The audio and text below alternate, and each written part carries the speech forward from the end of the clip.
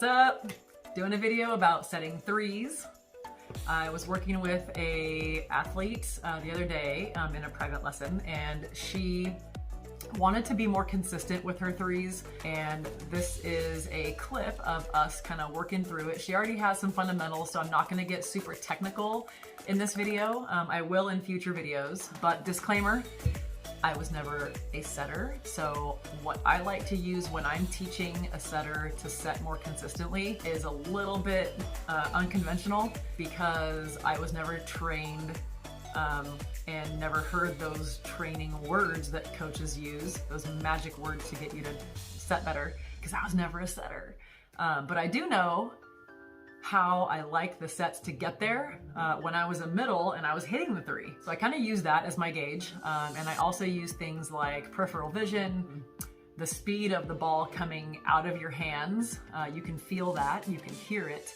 And using your surroundings to help you get the ball to a better location consistently. So when I'm teaching the three, I like to use, again, the whole part whole method of learning and teaching, where I ask her to demonstrate the whole skill, set some threes. I want to see what a three looks like, and then we're going to polish it up. So I'll take the part of the three that I think needs the refining, and then break down that part and work on that part. And then we'll demonstrate the whole skill again, including those parts, and hopefully we'll have some transfer. So here are 5 things that I would focus on when teaching or setting the three. 1, you have to understand where you're trying to get the ball to go. What are you trying to do? Where is it going? I like a zone set, which means that you set the ball to the same zone every time, regardless of where you are on the court. The relationship set means that the middle is coming to you wherever you are on the court. So it's a relationship set.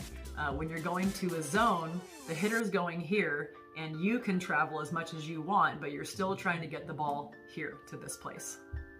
Second, once you know where you want the ball to go, you need to figure out what tempo to get it there. Some hitters and some systems will like a higher set that kind of lobs and rainbows over there. I like a direct hand-to-hand 1-2 tempo type of set, where it's a little bit faster, and it doesn't shoot through the zone, it kind of dives into the zone, so that you can get the ball to the hitter and the hitter can hit it effectively. Here's my target zone marked by noodles. And we're just working statically in one place right now, so she can get used to feeling what kind of pressure she needs to get the ball from her hands to the zone.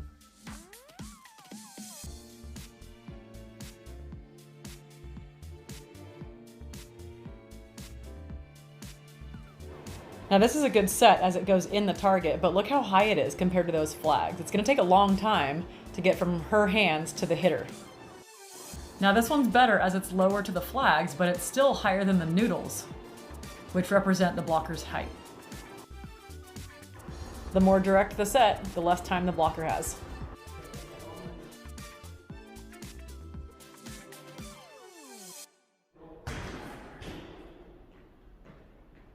Now, just as an added little FYI, here is a very short clip of the timing that I would teach the middles. The middles should be on their left step, assuming they're right-handed. Their left step as the ball is coming into and touches the setter's hands, so that when she sets it, they start their right-left at the same tempo, maybe slightly, very, very slightly later than a 1. It's basically a 1, but it's over there.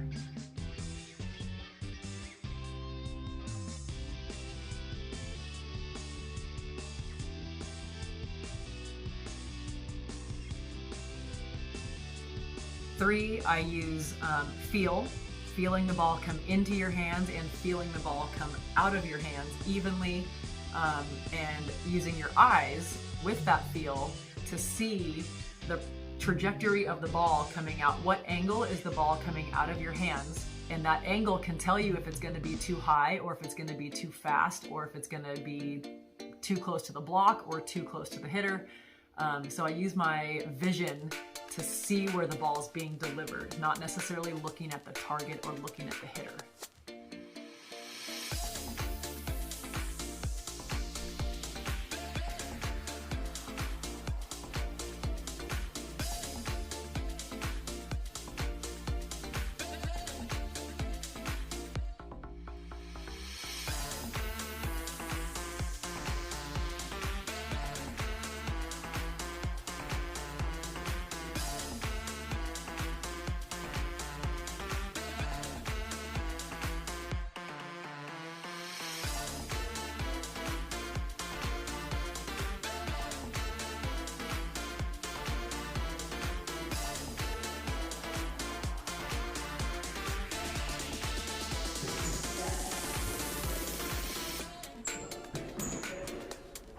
Tempo and feel also have a rhythm and sounds like this.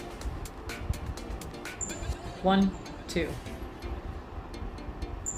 1, 2. 1, 2. 1, 2. 1, 2. Fourth, now that we know where the ball's going, how to get it there, what speed we want to get it there, now we're going to progress. So instead of being static and having a ball tossed right to you and learning what you're feeling for and looking for out of your hands, now I'm going to move around. So we're going to move you short and deep, shorter toward the hitter, further away from the hitter, and definitely off the net.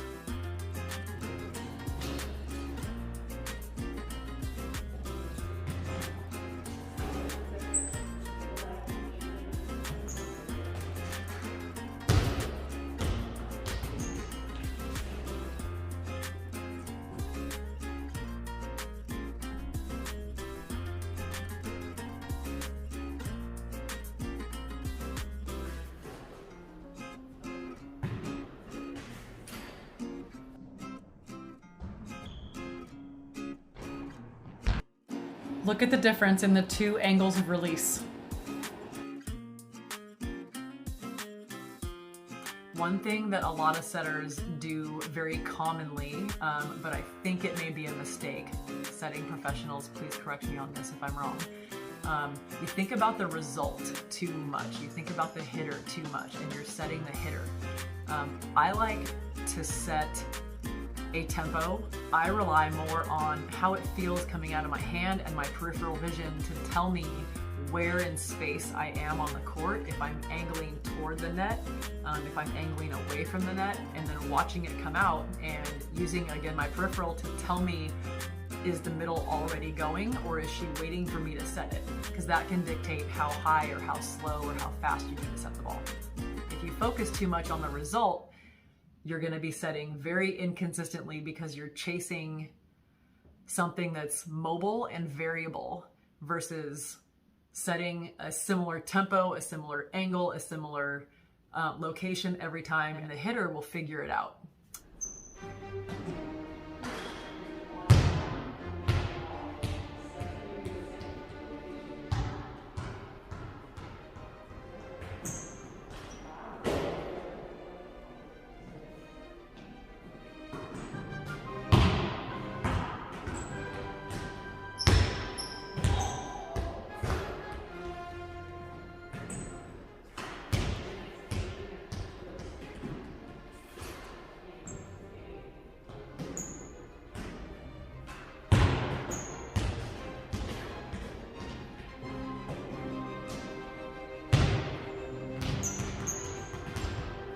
Sometimes if your brain is focused on the end result, it's not focused on what you feel. So now we're going back to relying on feeling the speed of her release and seeing the angle that she releases the ball at.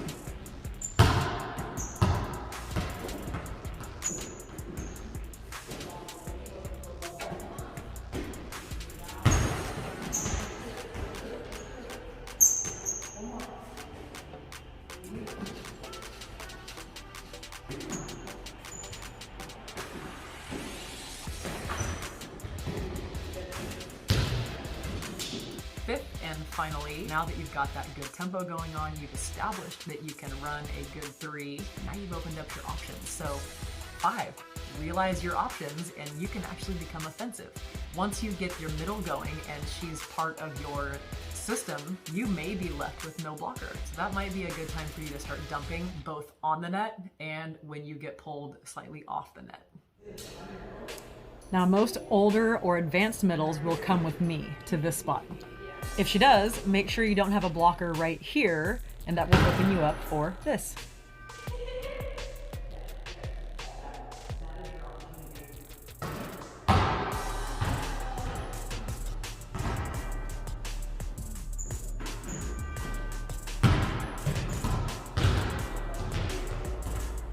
Now ideally when you attack, you're going to want to attack into the middle of the court right here because your libro's over here. Short, quick, and high.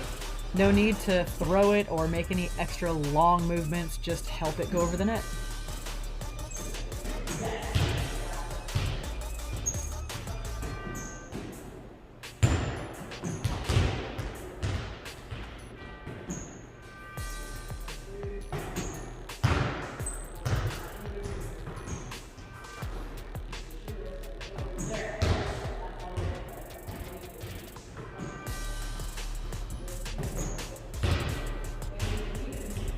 When you're on the net, that's a good time to use one hand above the tape if you're front row, but when you're off the net, that blocker is probably going to release to the floor, and that's going to open you up to just stay down and set it over.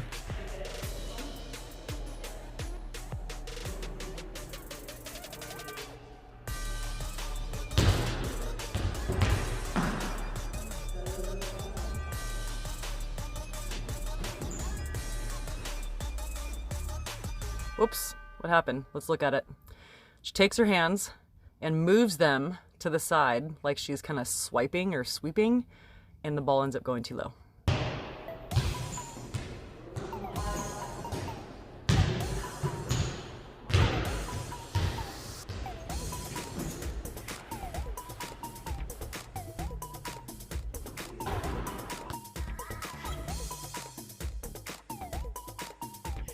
Now, the reason this doesn't work is because she takes her attacking hand right there and throws it down on her way down.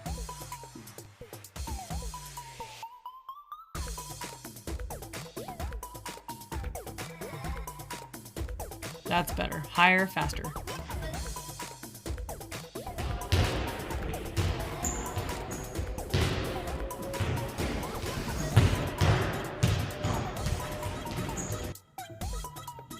Ah, that was awesome. Let's watch that one again. Yes, nice save. Back to threes and dumps. And I'm loving these 3 tempos. They're super fast, just above the noodle, and very direct.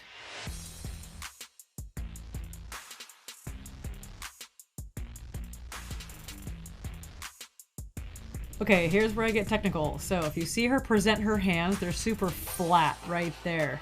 She's exposing her palms to the ball instead of her palms to each other. And she slaps at it, comes off her fingertips, and throws it down. She actually breaks her wrist right there, and the ball goes way too low.